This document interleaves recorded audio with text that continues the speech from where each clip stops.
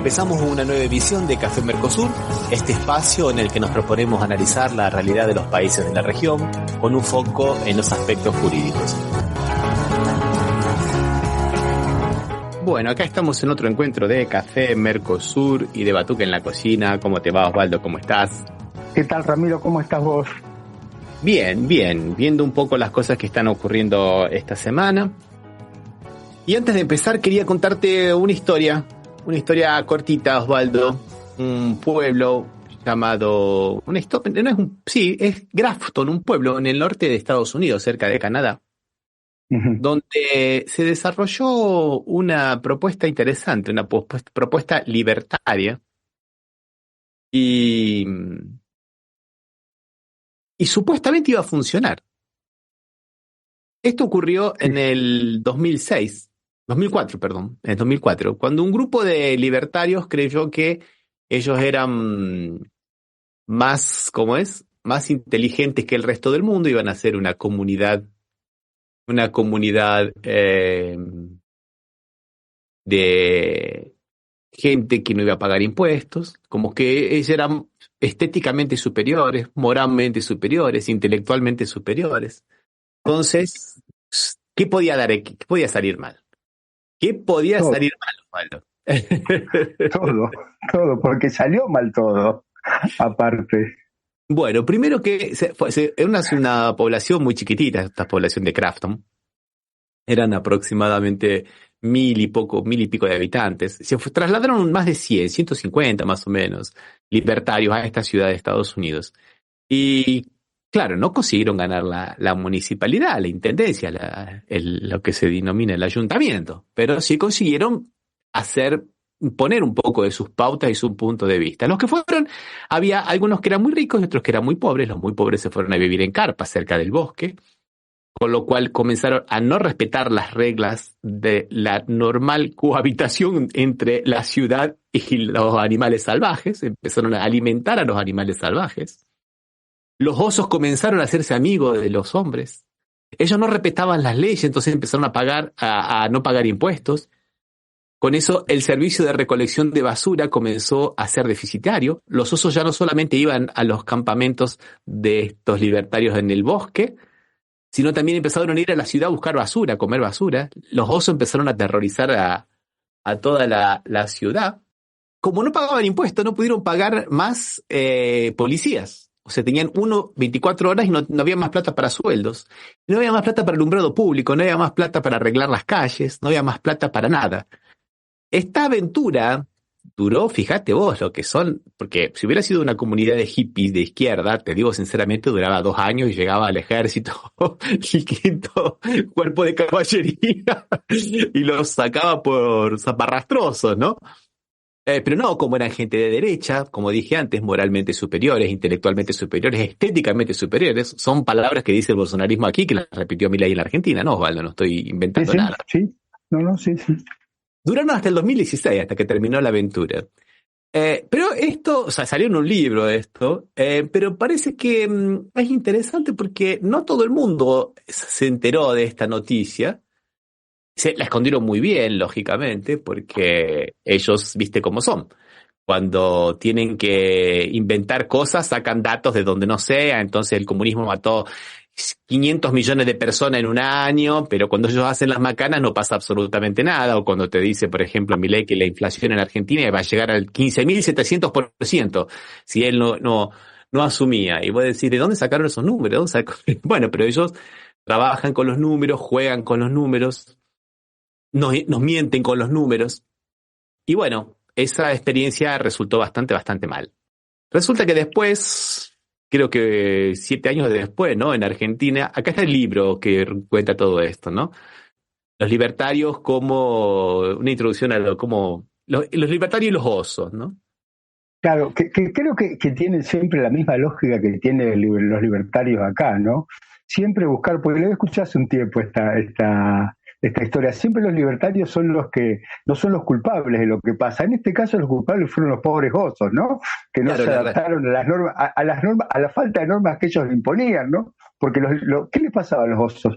Necesitaban comida y la comida estaba en la calle porque los residuos se tiraban en la calle. Así que el pueblo terminó siendo invadido por los osos. Así que el culpable del fracaso de los libertarios no fueron ellos mismos con sus políticas equivocadas, sino que fueron los propios osos los que hicieron. Como acá siempre intenta hacer los libertarios con respecto a la falla de sus políticas. Nunca es de ellos, sino que es de los demás, ¿no? ¿Viste vos? Lo que pasa es que cuando aquí funciona así, si los datos no concuerdan con la realidad, jódase la realidad, ¿viste? Al diablo con la realidad. Claro, le echamos la culpa a los osos. Sí. Claro que sí, le echamos la culpa a los osos. Acá, lamentablemente, no hay osos, así que no sé, buscarán otros. Yo creo que le podrán echar la culpa a los gorilas, que no son osos, pero casi como se mueven medio parecido, ¿no? Acá nos está comentando Silvana algunas cosas en tono bastante irónico. Dice, rubios y bellos son... y libertario e interesante no combina. Sí, es verdad. Curioso, podríamos decir. No. Curioso y libertario. Bueno, pero después resulta que 7 años después en Argentina no conocían esta historia y decidieron darle el poder a un libertario que opinaba más o menos lo mismo. Y hoy tenemos calles que no funcionan, rutas atascadas por la nieve en el sur, porque como las emisoras patagónicas de Radio Nacional, que cumplieron una función social muy pero muy grande, ahora se han convertido en repetidoras de lo que dice Radio Nacional de Buenos Aires, la gente no tenía cómo informarse que las rutas estaban nevadas y se hizo un atasco de miles de personas que no pudieron salir, tuvieron que dormir en el medio de la nieve. Y eso es una cosa terrible. Por ahí dice alguien de Buenos Aires decía, bueno, pero ¿por qué no usan Waze? ¿O por qué no usan en la Patagonia, Waze? Por favor, va de un lugar a otro. Poner el Waze es más o menos como poner el GPS para andar a caballo, ¿viste? Sí, caballo. O sea, por favor, no hay y tampoco en la mayoría de esas rutas aisladas, yo las conozco muy bien, Osvaldo, no hay señal de celular. En la ruta no hay señal de celular. Pero bueno. Pero Ramiro, a eso tenés que agregarle el de financiamiento del Servicio Meteorológico Nacional. Perdón. El Servicio Meteorológico Nacional, yo te pisé. Uh-huh. Bueno.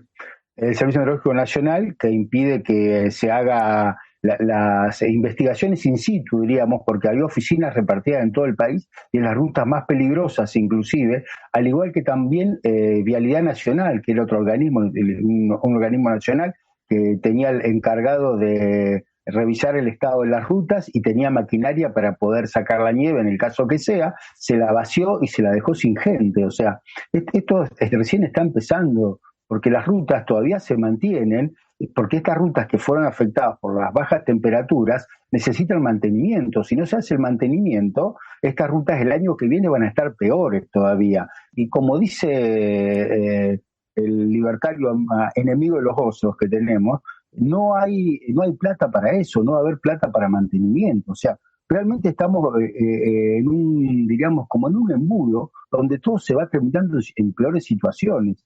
O sea, porque no se ve que se reemplace, sin ir más lejos, ni siquiera el correo, que era otro que tenía la función de repartir las cosas cuando no había. Hay un pueblo cerca de mi pueblo, yo soy de Firmá, hay un pueblo, Verabebú, que lo dejaron sin oficina de correos, muy cerca de Firmá. ¿Por qué? Porque echaron al personal. O sea, realmente, y eso en un pueblo de llanura y del medio de la Pampa Gringa tanto no se nota. Pero imagínate eso en el norte o en el sur, en lugares que están más aislados y que necesitan de todos esos informes. De Radio Nacional, de las repetidoras de Radio Nacional, existen todavía. Existen con la información que han de Buenos Aires, pero sin mantenimiento. Pero las repetidoras, Ramiro, en cualquier momento también se van a dejar de transmitir las repetidoras. ¿Por qué? Porque no hay plata. Y así vamos recortando cosas. Perdón, y digo que hubo... Te escuchaba muy bajo.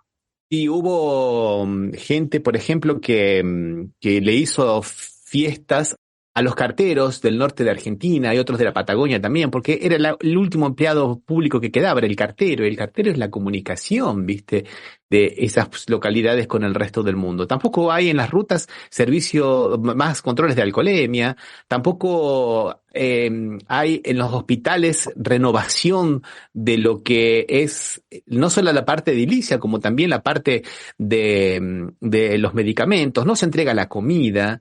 Se está endeudando como nunca el Banco Central en dólares porque no están pagando a los importadores, están pagando con deudas para el futuro. Hay 54.000 millones de deuda en dólares de esta semana que los medios hegemónicos lo esconden a todo eso. Y este es el caos acelerado que viene en Argentina en apenas 6 meses. Yo creo que no va a durar 12 años como la experiencia libertaria del pueblo de Clayton, pero la cosa va complicada. Y mientras tanto tenemos un presidente que parecía cuando fue, yo te digo la verdad, me parecía que era una Miss Mundo, ¿viste? Con la manito así, saludando con la manito así, desfilando en la asunción de Bukele, ¿no?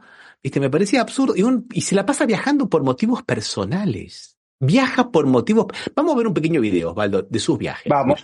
¿Cuán a menudo puede y debe ir al exterior un presidente? Curiosamente, la indudable responsabilidad de representar a su país frente a otros a veces se convierte en motivo de críticas hacia los mandatarios. El presidente de Argentina, Javier Milei, ha marcado un récord de giras internacionales en sus primeros 6 meses en el poder. Realizó 8 visitas, más que cualquiera de sus predecesores desde el retorno a la democracia en 1983. Solo una de ellas fue a un país latinoamericano y la mayoría a Estados Unidos. Además, en varios de los viajes no se reunió con sus homólogos. Otro jefe de Estado siempre listo para hacer las maletas es el ecuatoriano Daniel Noboa. Se calcula que en su primer semestre al frente del Ejecutivo se ausentó del país 29 días, distribuidos en 9 viajes. En su caso, 4 de las salidas fueron por asuntos personales, algo que no le impidió utilizar el avión presidencial. Y uno de los mayores protagonistas de este polémico tema es Dina Boluarte. Si bien no marca récords, a la presidenta interina del Perú se le critica que viaje mientras es investigada por violentas represiones de protestas y por corrupción. Además, se le cuestiona su propio provecho de las giras. Por ejemplo, la anunciada reunión bilateral con Joe Biden que nunca estuvo programada en la agenda del mandatario estadounidense y que dejó a muchos peruanos perplejos e indignados. En el otro extremo, en lo referido a viajes al exterior, está el presidente saliente de México, Andrés Manuel López Obrador. En sus 6 años de gobierno no llegó a visitar una decena de países ni salió de las Américas. ¿Quién tiene razón y qué estrategia es la correcta? Lo valoran los ciudadanos. Bueno, creo que lo valoraron muy bien en México, ¿no, Osvaldo? Con la elección de Claudia Sheinbaum, como dijimos en el programa anterior, con más del 60% de los votos, ¿no? No, sí, realmente. Y escuchaba lo que había dicho Noboa, que viajó un montón, 29 días. Creo que el presidente argentino viajó más de 29 días en sus primeros 6 meses. ¿Viajó más de 9 días? 29 decía. 29 días viajó más de 29, ¿no? 10 por día, 10 por mes más o menos. Sí, o sea, unos hoy 40, es sábado 22, le están dando la Fundación Hayek, en Hamburgo, le está dando una medalla, una condecoración, una fundación que tiene 300 miembros. No la conocía nadie, la Fundación Hayek en Alemania, no la conocía nadie. Y ahora se ha hecho famosa porque le ha recibido a Milei, nada más. Estuvo en España y bueno, se ve que le gusta España. Escuchemos otro video, mira. Es la segunda vez en cuestión de un mes que el presidente de Argentina, Javier Milei, aterriza en España. Su primera visita desató la mayor crisis diplomática en décadas entre ambas naciones. El mandatario argentino saltó contra el socialismo y deslizó críticas contra el presidente del gobierno de España, Pedro Sánchez, y su esposa. Digo, aún cuando tenga la mujer corrupta, se ensucia y se tome 5 días para pensarlo. En cuestión de horas, la tensión diplomática se elevaba entre ambas naciones. El ministro de Asuntos Exteriores español, José Manuel Álvarez, exigía en nombre del gobierno una disculpa por parte de Javier Milei. El ejecutivo de Sánchez iba más allá al día siguiente. Advertía de que si no lo hacía, habría consecuencias. Dicho y hecho. Se anunció que retiramos a nuestra embajadora en Buenos Aires. Argentina continuará sin embajadora. Pero el momento más ofensivo fue hace mes y medio con las palabras del ministro de Transporte de España. Yo he visto a Milei en una tele y yo dije, según le estaba oyendo, ¿os acordáis cuando salió, no sé en qué estado y previa a la ingesta o después de la ingesta de qué sustancias? Tanto en la anterior visita como en la actual, el presidente argentino no tiene previsto ningún encuentro oficial ni con el jefe de gobierno ni con el rey de España. Horas antes, Javier Milei ha vuelto a cargar contra Pedro Sánchez llamándolo cobarde. Ahora habrá que ver si estas declaraciones vuelven a incendiar las relaciones entre España y Argentina. Como habíamos dicho en su momento, Osvaldo, las declaraciones del ministro de España fueron horribles. No puedes decir que un mandatario está insinuar en este caso, ¿no? De que está consumiendo sustancias alucinógenas, pero lo que después le dijo Milei fue terrible. O sea que, digamos, la cosa buena para él la consigue, digamos, redoblando la apuesta, transformarla en una cosa negativa, ¿no? Sí, y esto lo que evidenció que no le mejora ninguna situación, porque hace un mes y algo creo que Argentina pidió la posibilidad solicitó a Cancillería española la posibilidad de que se reuniera con el rey, y la Cancillería le dijo lo que tenía que decirle, que no, por su falta de respeto al presidente, que es el que representa al gobierno de España, por lo cual no tenía por qué recibirlo. O sea, esta política que él va escalando, pensando que está hablando acá con un concejal de un pueblo, ¿no? Y está hablando en realidad está hablando de un presidente. Todas las personas merecen el mayor de los respetos, pero no podés hacerlo, romper esta máxima de la diplomacia, de pelearte con quién es el que preside o gobierna un Estado, y no lo hizo solo con eso, lo hizo con Petro en Colombia, lo hizo con Lula en Brasil, lo hizo con AMLO en México. Creo que al único que no se atrevió a tanto fue al presidente norteamericano, a pesar de su amistad. A Biden, por eso con él no se la agarró, siendo que fue a un encuentro de campaña de Trump, el opositor, ¿no? Y también le valió otra situación, tampoco lo va a recibir el primer ministro alemán. Exactamente, tampoco lo va a recibir.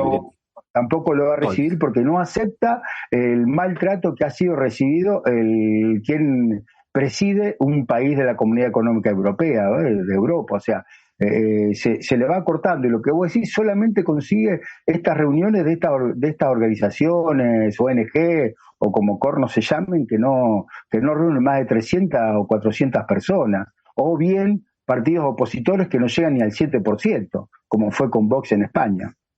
No seas injusto, porque la presidenta de la Comunidad de Madrid, Isabel Díaz Ayuso, le dio una medalla fake. Él tiene su medallita fake de la Ayuso, o sea que, viste, algo le dan. O sea, bueno, y en España, claro que hubo gente que lo fue a vitorear, le cantaba Milei amigo, España está contigo, pero también hubo manifestaciones contrarias, muy pero muy grandes también.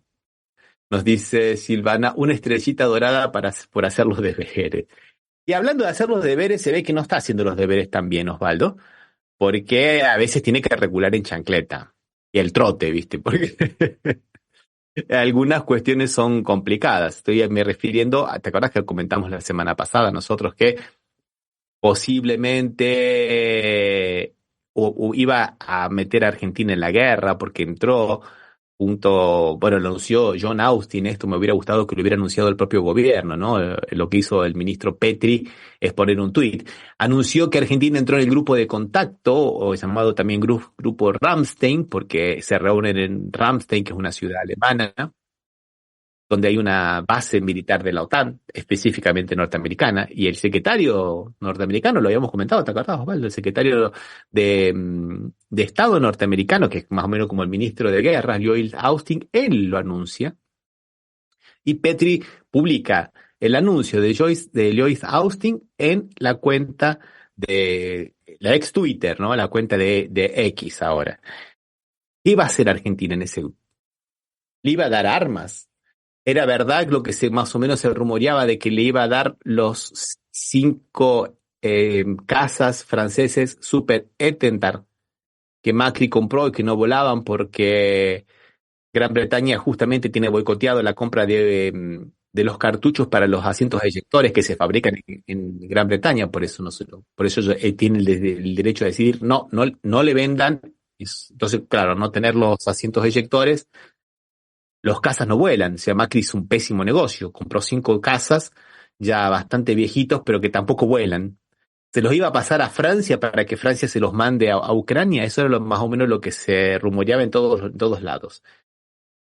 Rusia puso el grito en el cielo, dijo que eso iba a ser, si cualquier participación de Argentina del lado ucraniano iba a ser tomado como una posición hostil, como una actitud hostil. Entonces, Argentina tuvo que recular. Ahora dicen que nunca estuvo en sus planes, lo dijo también el vocero Petri, nunca estuvo en sus planes enviar armamentos, que solo estaba ahí por una cuestión de coordinación humanitaria y logística, que no va a ofrecer ningún tipo de tanques, ni de aviones, ni de armas, ni de helicópteros, ni de nada. Bueno, menos mal, por lo menos, ¿no, Osvaldo? No meterse en un conflicto tan lejano, innecesariamente y sin sentido, y que no tiene nada que ver con respecto con lo que nos pasa a nosotros. Creo que lo que ofreció también es de destrucción de minas o algo así también, otra cuestión. Claro, exactamente, sí. Es más factible porque en realidad no son cuestiones bélicas. Exactamente. Yo creo que de todas maneras lo que se había dicho de tanques y aviones era una cuestión más de Petri en no creo que haya sido ni siquiera una propuesta de Argentina, ¿no? Pero que Petri a veces se sube a cada caballo, ¿viste? Le mandan un portaaviones y él quiere ser oficial del ejército norteamericano. Creo que si viene un barco inglés lo mismo lo haría, ¿no? Y siempre le gusta pasarse como el soldadito de plomo, ¿no? Es un mal tándem ese, ¿no? Milei y Petri es un dúo explosivo, porque son capaces de cualquier cosa, ¿viste? Y no olvidemos a Bullrich tampoco, ¿eh? Exactamente, no olvidemos a Bullrich. Que es de la escuelita, que Petri es de la escuelita de Bullrich. En un conflicto que todo indica que lejos de estar llegando a su fin, está escalando. Porque las últimas declaraciones de Stoltenberg, que es el titular de la OTAN, el secretario general de la OTAN, dijo que había que preparar las cabezas nucleares de los diferentes países para poder responder a una posible agresión de Rusia, cuando Rusia había propuesto una solución de paz. Ellos no la escucharon, no solamente que no la escucharon, sino que todavía redoblaron la apuesta. Esto es una amenaza vacía, pero es una forma de escalar el conflicto. O sea, y Argentina meterse en este momento, en ese conflicto, muchos mandatarios latinoamericanos dijeron que era una locura y que no podía traer a Latinoamérica posiciones de guerra, entre ellos Maduro, Petro, y algunos más, Petro y algunos más, lo cual es absolutamente coherente con la posición argentina y latinoamericana de paz y de neutralidad, ¿no, Osvaldo? Sí, pero parte ya te reitero, Ramiro, un conflicto que no tenemos nada que hacer ni nada que ver ahí, nada nos cambia o habría un interés en ese conflicto. La verdad que realmente era un desequilibrio, al igual que lo que hizo ya con Israel y la Franja de Gaza, ¿no? Quien meterse en ese conflicto innecesariamente. Diciendo que iba a sacar, vamos a recordar un poco, diciendo que iba a sacar la embajada argentina de la capital de Israel para llevarla a Jerusalén, lo cual es una agresión directa, porque Jerusalén es la única ciudad que es ciudad santa en 3 religiones distintas, los musulmanes, los judíos y los católicos. O sea, una locura lo que proponía. O sea, y así es la política exterior, ¿no? Que es lo que estamos sufriendo en este momento. Lo que pasa que si eso, aparte, lo llevamos a la política interior que está llevando, que es un desastre también, la situación es bastante compleja acá en la Argentina. Bastante compleja, pero bueno, en todos lados se cuecen habas. Vamos a hablar ahora, Osvaldo, de Ecuador.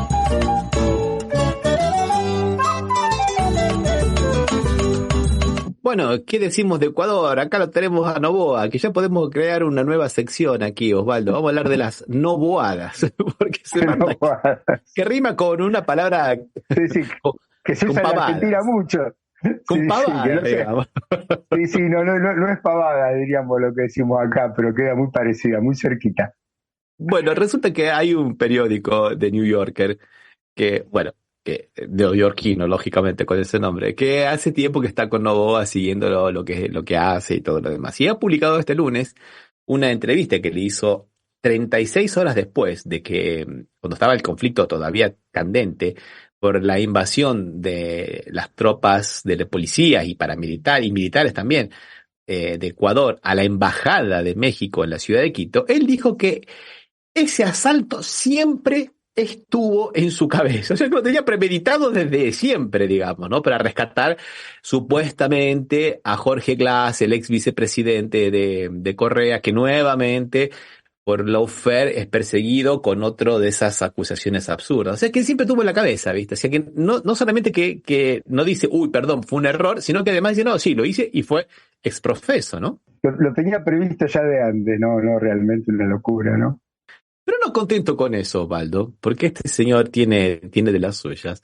Resulta que ahora ha descubierto, visitando una cárcel, le mostraron que los presos habían hecho un túnel. Entonces él que dijo, bueno, vamos a construir una cárcel, ¿a dónde? ¿A dónde te imaginás vos que puede ser en un lugar remoto para construir una cárcel? Bueno, yo te voy a decir una cosa, Ramiro, yo no me lo imagino porque no me lo imaginé hasta que lo leí.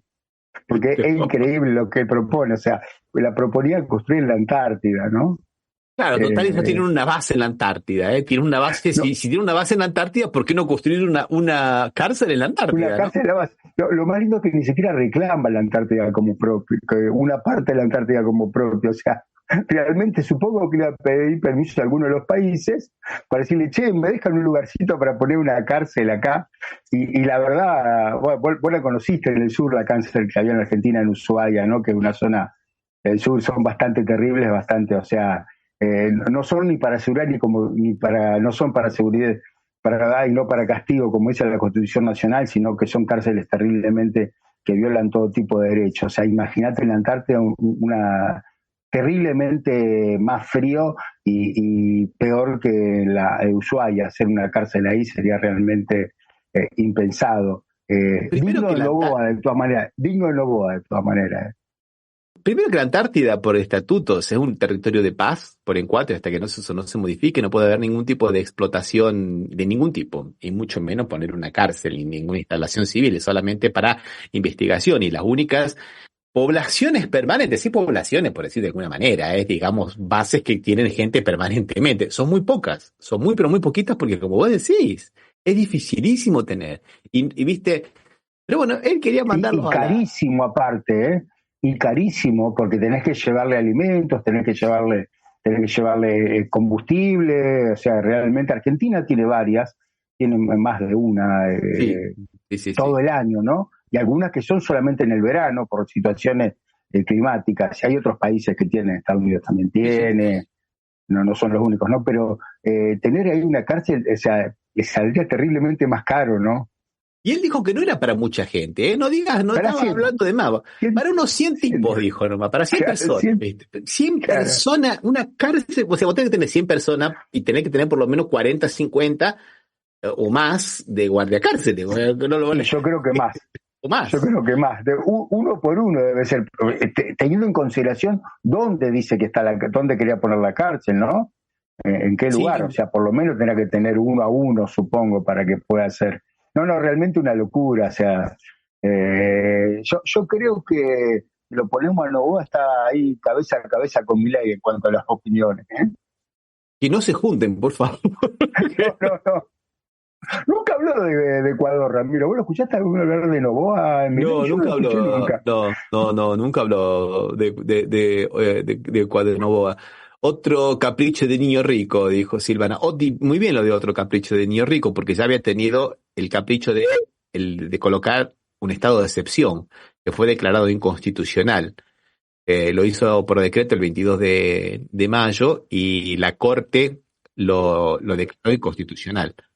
Porque dice que sí, hay hechos de violencia, hay complejas circunstancias, pero no cumplen los requisitos para el estado que están en la Constitución, para el estado de excepción. Y él, viste, lo largó, viste, o sea, no saben qué hacer y largan estos manotazos de ahogados. Era por 60 días, pero bueno. De cualquier manera, también, al igual que Milei, Osvaldo Noboa también se las agarra con... Le gusta hablar mal de otros mandatarios. Escuchemos alguna... Bueno, ahora sufrió una sanción, ¿no? Una sanción de los parlamentarios, perdón, de 86 votos y 35 en contra. El Parlamento condenó enérgicamente las declaraciones contra otros mandatarios. Escuchemos bien. La Asamblea Nacional de Ecuador condenó mediante una resolución las declaraciones del presidente Daniel Noboa contra varios de sus pares latinoamericanos. En una entrevista al semanal The New Yorker, Noboa calificó a Gustavo Petro de izquierdista snob, a Nayib Bukele de arrogante y a Javier Milei como engreído. Los parlamentarios ecuatorianos tacharon esas palabras de inoportunas, inapropiadas y desafortunadas. Hay que conocer diplomacia internacional y si no está en capacidad de él dar declaraciones, por lo menos prepare o haga que sus asesores devenguen su sueldo y que no le hagan meter las 4. Es indispensable y necesario que el presidente de la República sepa que somos un Estado, que cada exabrupto de él nos ocasiona conflictos, problemas. No somos una hacienda ni una isla, somos parte de un mundo global en donde el presidente debe entender que cada cosa que diga nos perjudica a todos. En la resolución, aprobada con 86 votos, los asambleístas exhortan a Noboa a actuar con prudencia y abstenerse de emitir criterios personales. Según el texto, tales declaraciones afectan gravemente la imagen internacional del Ecuador y las relaciones bilaterales con países vecinos. Además, el Parlamento decidió extender disculpas a los presidentes de El Salvador, Colombia, Chile y Argentina. No sé, me hace acordar un poco a una señora Diana Mondino que tenemos como canciller en Argentina, ¿no? No insulta directamente, pero no te olvides que, o sea, si es por ocuparse de países, se ocupa de China, que es bastante más importante que los demás países que dicen, ¿no? Que son todos iguales y todo eso, ¿no? Realmente no le conocía a Noboa estas aptitudes que tiene para acordarse de los vecinos. Y me gustaba lo que dijo una de las parlamentarias que hablaba, ¿no? Dice que no se crea que está hablando de su hacienda, ¿no? Porque todos saben que es un poderoso hacendado en Ecuador, o sea, cómo se traslada su propia su situación particular a la presidencia, ¿no? es interesante. Estamos viviendo épocas medio de monarquía, donde la figura del monarca se confunde con la figura del Estado, parece, ¿no, Osvaldo? Donde, Claro. por ejemplo, estábamos hablando de Milei, que gasta millones de dólares con el uso del avión presidencial para recibir medallitas propias, ¿no?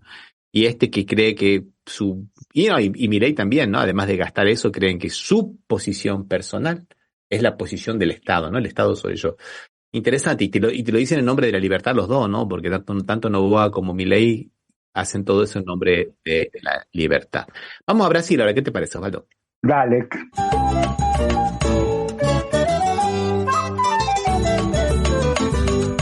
Y vamos a hablar un poco del gran conflicto que hay acá en Brasil, principalmente entre el presidente Lula, el ministro de Economía, el gobierno, digamos, y el presidente del Banco Central de Brasil, el señor Campos. ¿Qué ocurre? Este señor Campos Neto está poniendo la tasa de interés muy alta. Esta semana hubo reunión del COPOM, del Comité de Política Monetaria de Brasil, que es un órgano independiente, desde la época de Temer es independiente, el Banco Central también es independiente desde la época de Temer, y mantuvo la tasa sin bajarla. La tasa de interés es del 10,5% con una inflación que va a llegar al 3,9% como mucho. Y ellos dicen que porque hay problemas de coyuntura internacional y turbulencias internas que pueden indicar que tal vez se proyecte un poquito más de inflación, la inflación máxima sería dentro de la meta. Acá en Brasil se maneja por una banda que tiene un mínimo del 2,5% de inflación, lógicamente, y un máximo del 4,5%. Lula dijo que iba a llegar, todo el mundo dice que va a llegar al 4%, parece que va a llegar un poquito menos. Eso significa la tasa de interés real más grande del mundo. En la tasa de interés del 6,5% más o menos reales. porque vos le sacás la inflación y te queda eso. Lo cual ningún país del mundo te paga eso. Hace inviable cualquier préstamo para poder producir. En nombre de la derecha emprendedorista, que somos emprendedores, no le estamos dando las herramientas básicas, que es el crédito para que las personas puedan emprender. La economía no funciona, y eso le significa a Brasil 800.000 millones de reales por año, algo así como 250.000 millones de dólares de transferencia de los impuestos de los brasileros hacia los bancos, que son los grandes tenedores de los títulos del Estado. O sea, una cosa de locos. Y como si fuera poco, Osvaldo, este señor Campos Neto se reunió con, primero, los banqueros, entre ellos estaba inclusive, parece que el dueño de la Red Globo en esa reunión, y fue homenajeado por el gobernador de San Pablo, Tarcísio Gómez de Freitas. Y supuestamente quedó establecido que si Tarcísio, que es candidato, o por lo menos precandidato anunciado ahora por el bolsonarismo a las elecciones en el 2026, Campos Neto sería su ministro de Economía. No sé lo que dijo Lula, pero están repitiendo lo que hizo Moro. Moro me metió preso para ser ministro de Bolsonaro, y ahora me está boicoteando en la política económica para que me vaya mal, no consiga los votos para la reelección y después de ser ministro. Pero qué cosa de loco esta. Y como dice Lula, esta jugada política la paga el pueblo. Eso es terrible. Y poco se habla en Brasil, te digo, porque todos los medios de comunicación están todos alineados con Campos Neto, porque están todos enganchados en lo que dicen los bancos, que son los que ponen el auspicio en los medios de comunicación, que es la gran fuente de dinero, ¿no, Osvaldo? Entonces es una situación complejísima. Ramiro, pero va de lo que la historia de Brasil, la Federación Industrial de San Pablo, que es muy proindustrial, ¿cuál es la visión que tiene sobre este tema de tasas tan positivas? Porque indudablemente, como bien vos decís, cada vez que acá se intentó también hacerlo en alguna oportunidad de bandas, inflación mínima, inflación máxima, y después se ajustaba la tasa en función de eso, nunca dio resultado. Pero aparte tiene una consecuencia que es peor, aparte de no dar resultado, la consecuencia es la destrucción del aparato productivo, porque no hay dinero para financiar. ¿Y qué dice la Federación Internacional de San Pablo sobre esto? Vos me haces la gran pregunta, Osvaldo. Vos me haces la gran pregunta. Acá es lo que pasa un poco en Argentina. Menos que en Argentina, no es el grado absurdo de Argentina, pero más o menos lo que pasa en Argentina. Hay una cuestión de hiperideologización. Lo que quieren es que Lula, lo que están diciendo los bancos y lo que están diciendo los medios de comunicación también, al unísono, baje las jubilaciones, baje los salarios, baje el gasto público. Baje el gasto público en salud y en educación. Eso es lo que le están pidiendo a Lula, porque dice que eso es ser un político con una conducta fiscal responsable. Si no hace eso, es irresponsabilidad. Y lo que les dice Lula, gente, yo no quiero gastar más. Yo voy a ser responsable, pero quiero que gastemos en lo que corresponde para el pueblo, que es la base: alimentación, educación, salud. Es eso, no darle dinero a los bancos. Es lo que había criticado Lula antes de la reunión del COPON, del Comité de Política Monetaria, y que por unanimidad, o sea que, viste, espíritu de cuerpo, sinceramente, se sintieron tocados por las críticas de Lula y respondieron con espíritu de cuerpo. Después vienen a decir que el COPON es un organismo técnico. Pindonga, técnico. Reaccionaron como una patota. No sé, inclusive ya Campos Neto había dicho que no se podían publicar más las disidencias. Los votos disidentes no se publicaban más. Cosa rarísima. O sea, además de que un organismo críptico, que no es público, que no es transparente, ahora también patotero, ¿no? O sea, es interesante lo que me estás diciendo. Te voy a poner el caso de la Globo, Osvaldo, porque eso te va a explicar un poco. Porque todo el mundo dice, bueno, siga el dinero, se manejan de una manera ideológica para los medios de comunicación, pero se manejan de una manera capitalista para sus propios peculios. Mira, la Globo el año pasado tuvo 700 millones de reales de pérdida operacional. O sea, que todo el periódico, los canales, la red de radios que tiene, todo le dio 700 millones de reales para atrás. Algo así como unos 160 millones de dólares negativos. Pero La operación financiera con este dinero que recibe de comprarle títulos al gobierno, le dio 2.000 millones de lucro. ¿Entendés? Y están todos más o menos en esa cuestión. No agrandemos, no pongamos más fábricas, no compremos más máquinas, no contratemos más empleados y pongamos el dinero a trabajar en lo que se denomina, ¿viste? La timba financiera, la ruleta financiera, la lotería financiera. Le presto al gobierno y el gobierno me paga el 6,5% real por año. ¿Por qué voy a arriesgar? Aparte, Ramiro, ese dinero, como bien vos dijiste, no sale de la nada, porque de la nada nada sale, ¿no? Decía el filósofo, pero sale del Estado. El Estado lo tiene que saber a través de sus ingresos, tiene que financiar esa sobretasa que paga. Exactamente. Es dinero de los la impuestos, nuestra, diríamos acá, ¿no? Y que no vuelve a nosotros. Entonces, tanto que vuelve a ellos. A ellos nada más.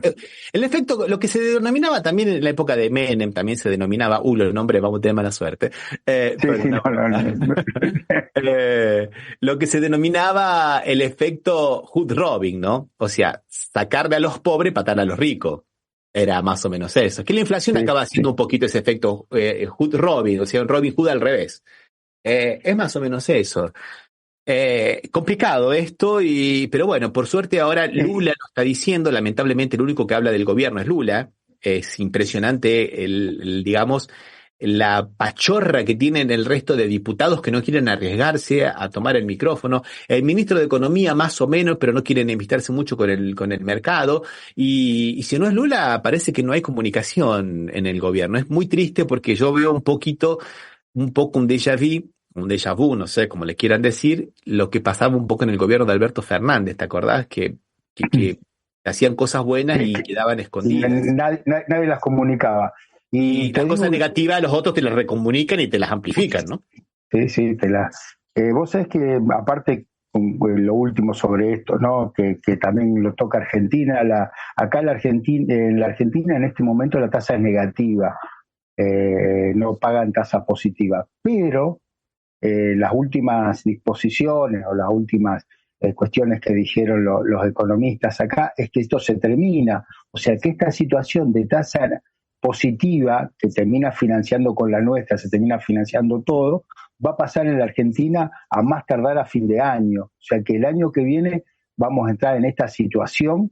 Pero a diferencia de que nosotros no vamos a parar un país en movimiento, sino que vamos a impedir que un país retome la senda del crecimiento y de la producción con esto. En Brasil el país está produciendo y está avanzando. No es el caso de Argentina, tenemos una recesión terrible. Y si aparte ponen tasas positivas, pero aparte positivas, imagínate con la inflación que hay acá en la Argentina, tasas positivas son estratosféricas.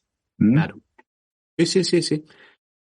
Y bueno, ya que estábamos de Brasil, una noticia positiva, Osvaldo. ¿Te acordás que estábamos hablando nosotros el sábado anterior de aquel proyecto de ley que igualaba la pena del homicidio simple a la mujer víctima de violación, hay que decir bien claro eso, víctima de violación, que cometía aborto permitido por la ley, después de las 22 semanas, lo igualaban a homicidio. Sí. Y Lira, el presidente de la Cámara de Diputados, le dio tratamiento de urgencia, con lo cual se vota. No se trató ni en comisiones, ni se discutía, era para votar. Hay una cosa rarísima acá en Brasil, que es eso, cuando se le da ese estado de urgencia, se vota directamente. Bueno, la manifestación de las mujeres fue tan grande, fue, digamos, la respuesta fue tan inesperada, pero contundente, que tuvieron que dar marcha atrás, ¿viste? Tuvieron que dar marcha atrás, recular en chancleta, corriendo prácticamente, porque todo el mundo era contra esta cuestión. Salieron de todos lados a decir que era un absurdo, que era una barbaridad.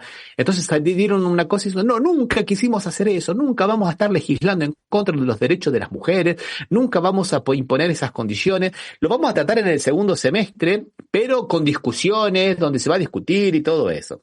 El segundo semestre, olvídate, ¿viste? ya está, eso era la salida para adelante.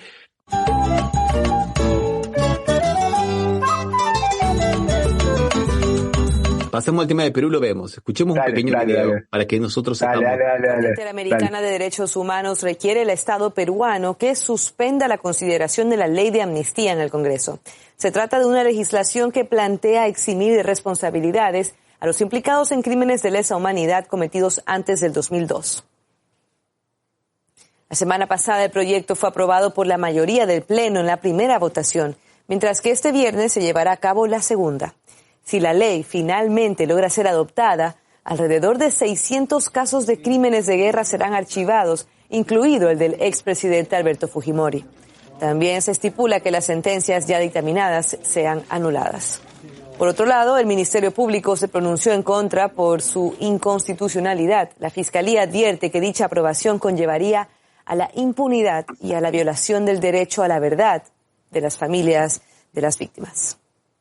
Acá volvemos nosotros con aquel viejo problema entre los delitos de lesa humanidad y el principio firme de las leyes ex post facto, ¿no? Entonces nadie puede ser condenado por un hecho que al momento de la comisión de ese hecho no era delito, o sea, no se le puede aplicar una ley posterior, pero estos son de una calidad muy especial, como decís vos. No podemos colocar un marco de aplicabilidad, son delitos contra la humanidad. O sea, es una categoría especial de delito, no podemos negar eso, porque no es una ley, un delito común.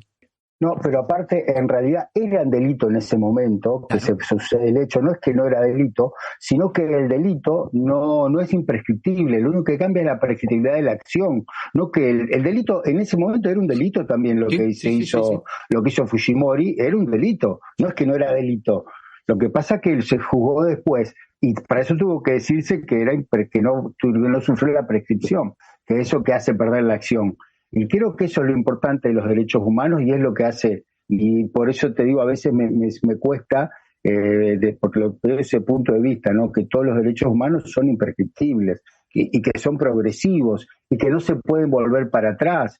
Que acá hay más ahora en esta situación particular de Argentina, que hay tentativas de volver para atrás en algunas cosas.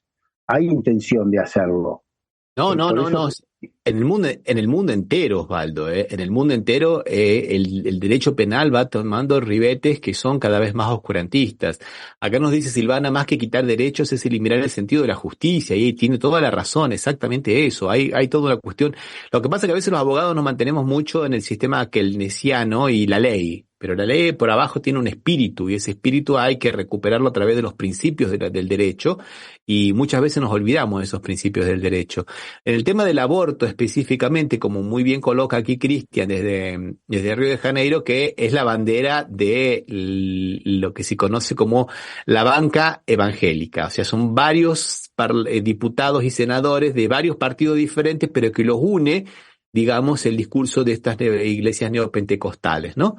Entonces, aquí nos dice, bueno, el Éxodo 21, por ejemplo, sugiere que la vida de una mujer embarazada es más valiosa que la del feto, ¿no?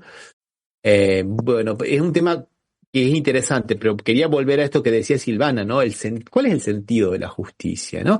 Y tiene que ver un poco con el libro que escribió Silvana Salvo, que justamente la entrevistamos con Sergio Rossi, que escribió el libro ese, ¿no? ¿Quién le cree a la justicia? La lucha por el derecho, ¿no?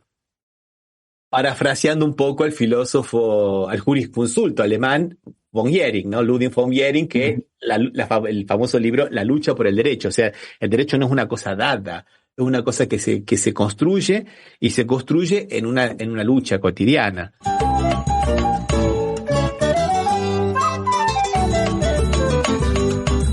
Nos quedó también un poquito el tema de los prófugos de la justicia brasilera que andan por Buenos Aires. Sí. Nos quedaron tantas cosas, nos quedó hablar también de los 11 de los 16 detenidos que la jueza Servini de Cubría los dejó en libertad porque no había ni el más mínimo fumus iuri, no había nada, ni el olorcito de delito, no aportaron nada, no aportaron absolutamente nada. Humo de delito, pero vos sabés que, Ramiro, justamente vos lo dijiste, yo me había olvidado lo de la Pato Bullrich, que negaba la existencia de estos condenados en Brasil y que escaparon a la Argentina, negando su existencia hasta que un canal de la O Globo, creo, no sé, un canal de Brasil, no sé cuál fue, le hizo un reportaje a 2 y la dejaron muy mal parada, quedó realmente peleando en el aire, decimos acá en el campo, ¿no? Porque dijo que no había nadie, no sabía que le habían pedido y aparecieron los dos hablando en Plaza de Mayo, o sea, ¿y cómo? Vende pulserita en la Plaza de Mayo, frente a la Casa Rosada. Y en el mismo momento que sale esa nota, se reprime con esa gente que vos decís que esos 34 detenidos, eran 32 detenidos, 33 detenidos, viste, los 34, los 33 detenidos diciendo que son terroristas, y estos que realmente son terroristas, porque así lo declaró el Tribunal Supremo de Brasil, que sí lo declaró terrorista, dicen que no. O sea, la doble vara, ¿no? La doble vara que siempre hablamos, que sí, realmente era un momento importante de nombrarlo, se me había olvidado. Osvaldo, con penas que van entre 10 y 17 años. O sea, grandes, pero grandes figuras. No son, viste, digamos así, bueno, cometió delito de injuria, bueno, cometió delito de, qué sé yo, de desacato, que acá en Brasil existe, viste.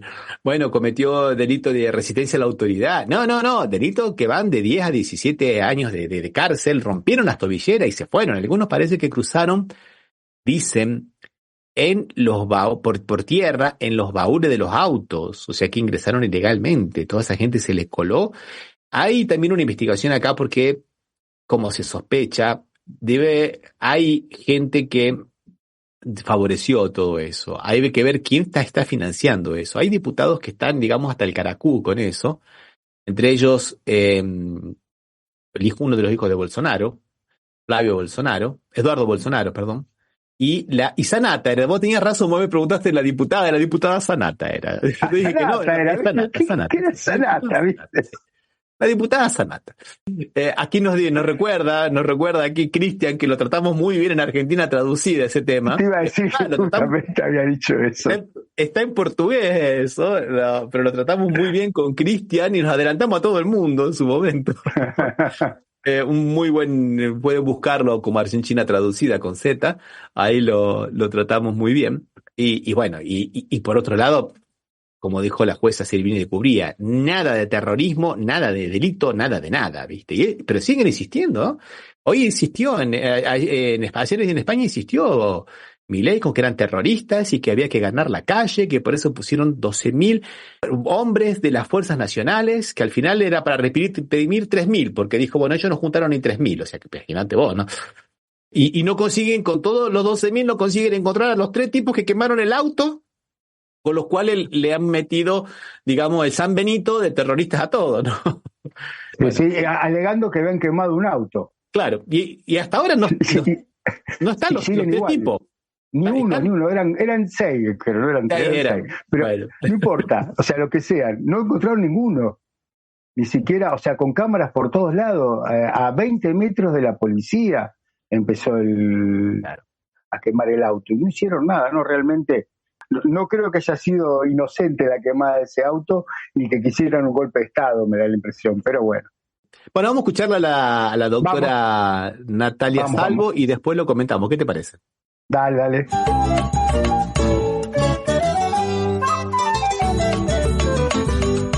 Bueno, en una actividad conjunta en el día de hoy con Ramiro Cajiano Blanco por el programa Café Mercosur y Batoque en la Cocina, la revista de Puño y Letra en su página digital de puñoyletraweb.com hemos invitado a la doctora Natalia Salvo de la Ciudad Autónoma de Buenos Aires. Hace muy poquito ha presentado su libro aquí en la ciudad de Rosario, en la Asociación Bancaria, el sindicato, el teatro que la asociación tiene en calle San Lorenzo y Corrientes, invitada por la Asociación de Abogados Laboralistas de Rosario. Buenas tardes, Natalia, te damos la bienvenida. Buenas tardes, ¿qué tal? ¿Cómo les va? ¿Qué tal, Natalia? Un verdadero gusto. La presentamos a ella, es abogada laboralista, egresada de la Universidad de Buenos Aires, es la actual presidenta de la Corriente de Abogados 7 de Julio, de CABA, es asesora sindical, docente universitaria en las universidades de Buenos Aires, José C. Paz.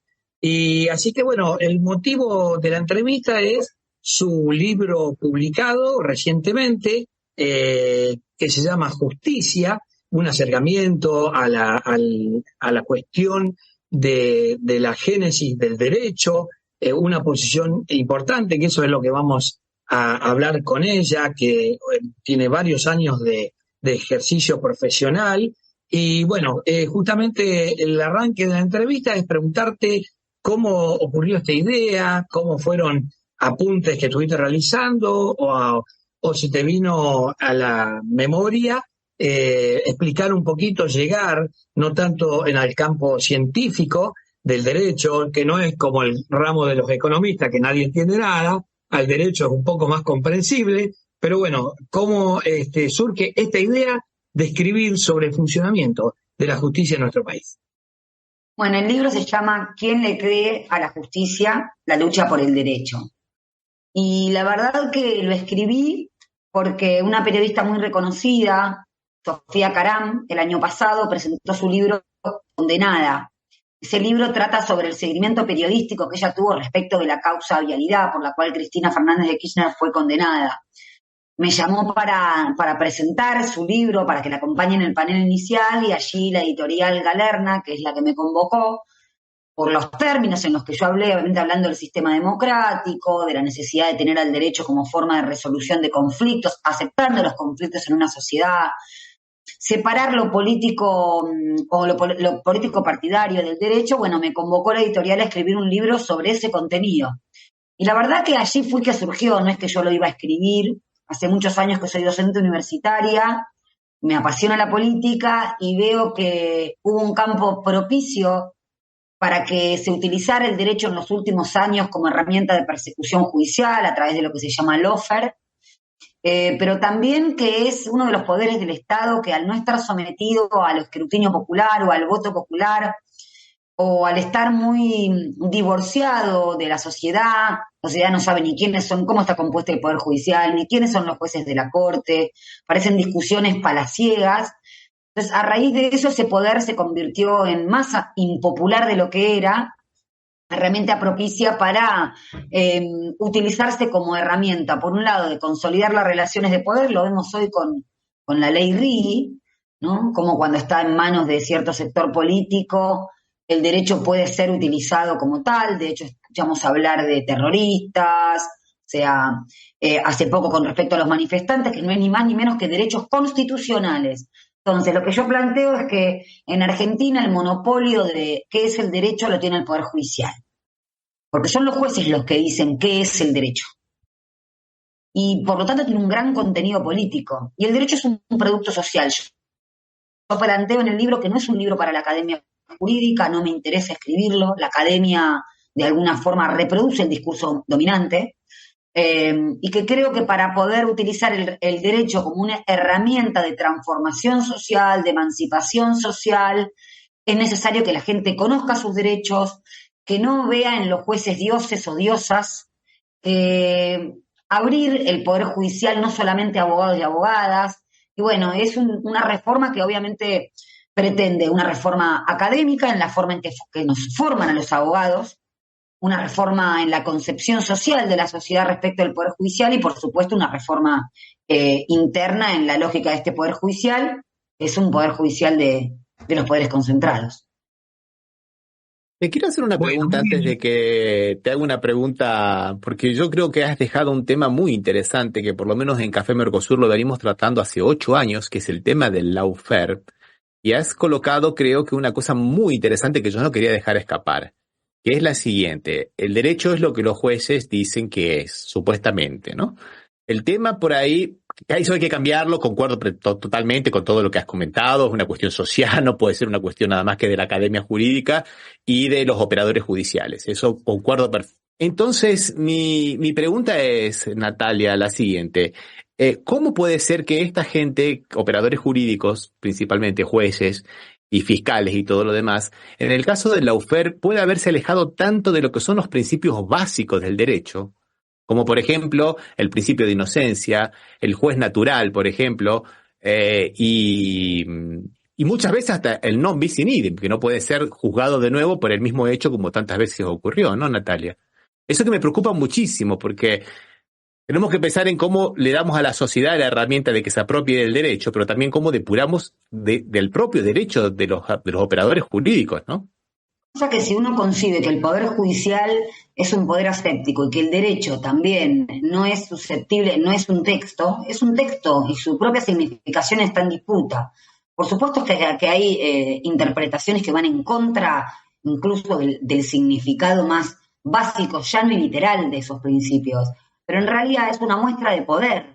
Porque si ese Poder Judicial en sus sentencias puede ir en contra de esos principios y no sucede nada con esos jueces, ese es el problema. Por eso digo, la lógica propia, objetiva, estructural del Poder Judicial hace que, al estar apartado de la selección popular, al tener cargos vitalicios y al tener mecanismos de remoción muy complejos, esos jueces tengan una total impunidad para procurar impunidad a un determinado sector político que también es la terminal de un sector económico. Bueno, Natalia, para cerrar la entrevista te voy a llevar al terreno laboral justamente.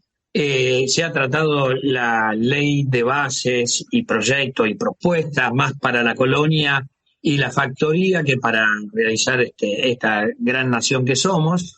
Y hay uno de los capítulos que afecta muchísimo al derecho laboral, es decir, prácticamente lo destruye, como es el tema de las indemnizaciones, el tema del periodo de prueba y tantas otras cosas, cuestiones que tiene la ley que en principio salió con un texto de diputados, con senadores de otros, ahora vuelve a la Cámara de Origen.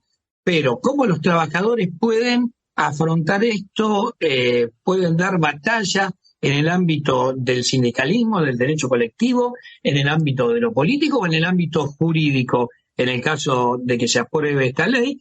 Porque justamente esto, todo anticonstitucional, inclusive va contra las grandes normas internacionales de la OIT. Así que bueno, te dejo esta consulta, ¿cómo los trabajadores van a poder defenderse ante el ataque con esta ley que menoscaba sus derechos? Con organización popular y política. Por eso digo, va totalmente articulado con lo que mencionaba en el libro. El derecho no es una piedra que uno se guarda en el bolsillo y lo tiene por el solo hecho de ser declarado en las normas nacionales, internacionales, convencionales o legales.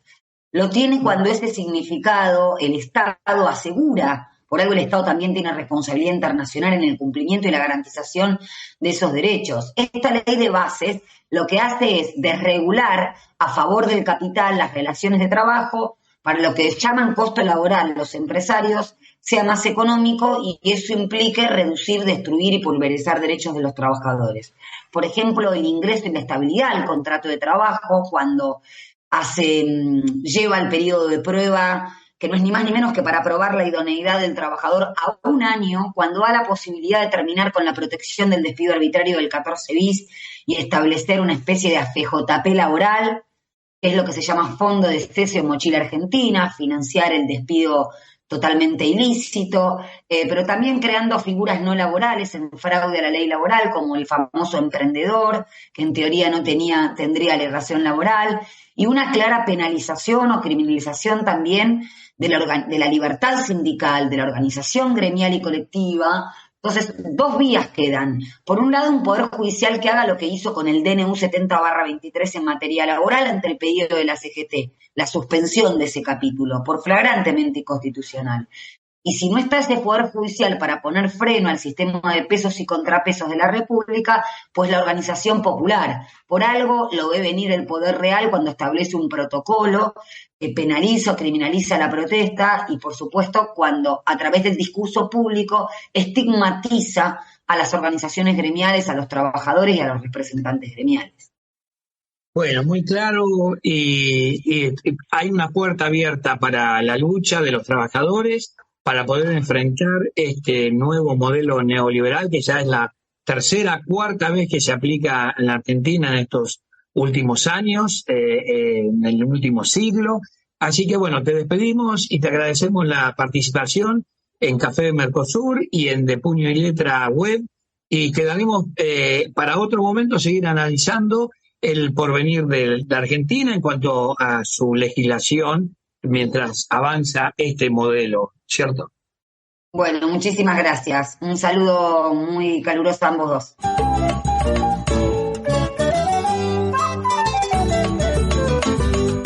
¿Qué te pareció, Osvaldo? No, está bien que se sumen muchas voces contra la reforma. Yo lo que sí a veces me parece que lo que ella plantea sobre el DNU es practicable, porque de hecho está vigente, está rigiendo a pesar del DNU. El tema es si sale por ley. Ahí va a ser una complicación, creo, mayor y más difícil de resolver, porque para llegar a la inconstitucionalidad el proceso va a ser más largo. Pasó lo mismo con la ley de riesgo de trabajo que había salido en la década del 90, le llevó unos 10 o 15 años más o menos que se terminara cayendo la ley por su propio peso, ¿no? Pero primero hubo que haber una serie de sentencias en contra que se acumularon y lo terminó resolviendo la Corte. Y esta Corte yo la veo media no muy favorable al derecho laboral, porque el derecho laboral es un derecho efectivamente progresivo, ¿no? Que como todo derecho humano es progresivo y no se puede volver para atrás. Y lo que plantea, y muy bien lo dice, ahí no me sale el nombre, Romina, no. Natalia. Natalia. Lo que dice Natalia sobre las normas que son esencialmente regresivas, es una vuelta atrás, ¿no? Y eso la hace que se caigan por su propio peso. Pasa el tiempo que va a llevar. Con un DNU es más fácil, con leyes, porque con un amparo se lo ha detenido y todos lo seguimos usando, las mismas normas que están denegadas en el DNU. Pero a futuro va a ser más complicado. Por eso la opción del poder popular, diríamos, ¿no? Que el pueblo se ponga, me parece que es muy buena. La verdad, muy buena nota. Te felicito, Ramiro, a vos y a Sergio. Muy buena. Sí, a Sergio, lo dije. No, digo más a Sergio, digo. Más a Sergio, está bien, sí, bueno, pues lo sabrás eso, pero muy bien. No, muy bien, muy importante y muy esclarecedor en muchos aspectos. Aquí nos pregunta Silvana, nos hace la pregunta, podemos dejarla para después. Dice, ¿quiénes eligen a los jueces? ¿Por qué están exentos del voto popular? Y este es el tema interesantísimo, porque nosotros estamos siempre pensando en la división de poderes, pero no estamos viendo en la integración y en el contralor de los poderes. O sea, nosotros, bueno, que uno no se meta en el otro, bueno, pero tienen que meterse para que uno controle al otro, porque el sistema de Montesquieu, de la división de los tres poderes, significa también los contrapesos. El juicio político debería funcionar muy bien y las otras instancias de contralor de los jueces deberían funcionar muy bien. El juicio político que había anteriormente a los jueces, que ahora no hay más, pero antiguamente los jueces estaban, sujetos antes de la reforma del 94 al juicio político. Había una especie de pacto tácito del sistema bipartidista de Argentina. Entonces, si el juez se elegía, porque los jueces lo elegía la Cámara de Diputados y las legislaturas provinciales. Entonces, por ejemplo, si el juez penal era peronista, el fiscal era radical. Y viceversa. Donde gobernaban los radicales, bueno, el juez era radical, y con eso más o menos se fue llevando adelante un poco, a trancas y barrancas, un sistema que venía cayéndose a pedazos porque tampoco fueron cesanteados todos los jueces que venían de la dictadura. Ese creo que fue un momento muy bueno que era para hacer borrón y cuenta nueva. Y yo sé que iban a caer justos por pecadores. Yo sé que hubo muchos jueces que estuvieron ahí, en la época de la dictadura, haciendo lo que podían hacer. Pero bueno, quedaron muchos que habían sido pecadores. Y yo les digo sinceramente, con el tema de la justicia, prefiero que caiga un justo y que caigan 3 justos, pero que no me quede un pecador, ¿no? Porque ese pecador le hace daño a miles y miles y miles y miles de personas. Porque además de los casos concretos que él resuelve, Osvaldo, también sienta jurisprudencia. Y es complicadísimo. O sea que no solamente de lo que él juzga, sino de la influencia que tienen sus decisiones dentro del ámbito social y jurídico, ¿no? Este tema de la elección de los jueces popular, diríamos, creo que que en Bolivia hubo un intento, o sigue un intento para elegir los jueces. Es bastante difícil porque uno tiene la cabeza formateada a de hecho acá lo llaman corte, ¿no? El Tribunal Superior de la Corte, que hace a la nobleza. La corte solo son nobles, ¿no? Los plebeyos casi sesentones como nosotros, de la palabra corte era hacerle la corte a una dama hace 40 años. Claro. La única corte que podíamos acceder los plebeyos pobres. Nosotros estamos negados de toda posibilidad de acceder a la corte. Pero vos sabés que es una cosa que creo que se podría, un intento, que en realidad no es un intento, sino que es una manda constitucional, que es el tribunal por jurados, los juicios por jurados. Yo creo que sería una manera para probar, a riesgo de creer que una sociedad, ahí creo que en esto no vamos a disentir, Ramiro, porque vos no lo pensás igual que yo creo que la sociedad está muy derechizada y por ende va a elegir jueces de derecha y los que vayan a tribunales populares o los jurados van a ser mucho de derecha. Por lo cual va a ser una cuestión media complicada en cuanto a las resoluciones, ¿no? O en cuanto a las visiones de los derechos. Así que eso sería el único riesgo que vería, pero podría ser una cosa para probar, a ver qué pasa. No, es interesante, es una pregunta que hizo Silvana, es la pregunta. Y acá el doctor de Petris, muy clara y precisa la conceptualización de la doctora Salvo, buena base para plantear abiertamente el debate en todos los rincones de la nación, es otro frente de la batalla importante, más allá del manejo de los medios de comunicación de los empleadores. Excelente lo que dice el doctor. Uh-huh. Además, el doctor de Petris trabaja justamente con estos temas de Estado y el poder, ¿no? Su expertise, diríamos, ¿no? Claro. Y el derecho laboral. Bueno, Osvaldo, creo que hemos llegado al final. Creo que para el programa que viene tendríamos que tocar lo de los que toca Argentina y Brasil, ¿no? Que son los evadidos de la justicia brasileña, que lo tenemos conviviendo en Plaza de Mayo. Sí. Y que no son reprimidos como los otros que van a Plaza de Mayo a reclamar por los justos derechos, ¿no? Bueno, dice que ahora los van a entregar ahora, porque se ve porque la Argentina está desesperada por dinero y Brasil es un socio fundamental. Y bueno, creo que dice que ahora van a entregar la lista de los 64, dónde están, qué hacen, de no saber nada, de negarlos, a decir vamos a investigar uno por uno y ahora a entregar la lista. Hubo abogados brasileños que estuvieron el viernes 21, estuvieron en Buenos Aires solicitando asilo político para esta gente. Bueno, Ramiro. Un abrazo grande a Sergio Rossi de la revista de Puño y Letras, al doctor de Petris de el blog jurídico arrabaljurídico.blogspot.com y a la gente de la FM Impacto, ¿no, Osvaldo? Bueno, sí, saludos a todos y bueno, nos vemos el sábado que viene. Y pronta recuperación para Marchela, a ver si la tenemos el sábado. Sí. Un abrazo. Chao.